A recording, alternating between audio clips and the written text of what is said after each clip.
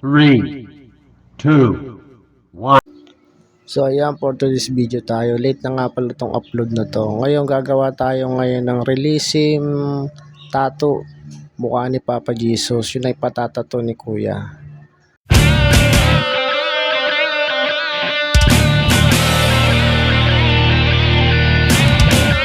So ayan, dyan nga pala dinikit na natin yung ating carbon. Nilalapat lang natin siya ng maganda sa braso ni Kuya para hindi tayo maligaw dun sa susundan natin na layout. Kasi nakakalito rin niya, kaya kailangan dapat nalapat yung carbon dyan. Kasi pagka naligaw yan, maliban na lang pagka nahabol mo. Pero pagka hindi mo nahabol yung carbon, maliligaw ka. Mali na yun. Sira na yung gawa mo dun. Kaya kailangan lapat na lapat yung carbon sa balat.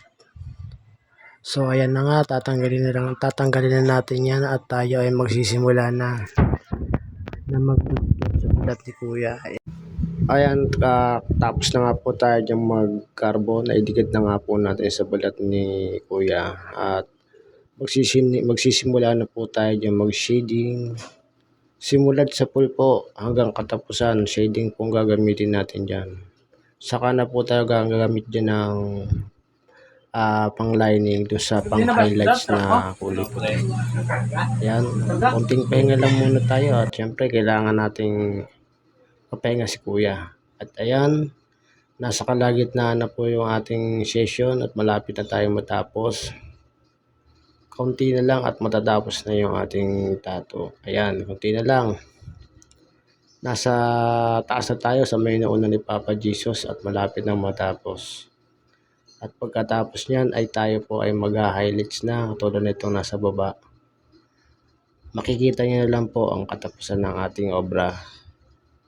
At sa mga yung cellphone mo kayo nung picture gilid. Hindi na daw na yung picture na yung nasa picturean ko na lang. Ano yan, Kay? Magkamali.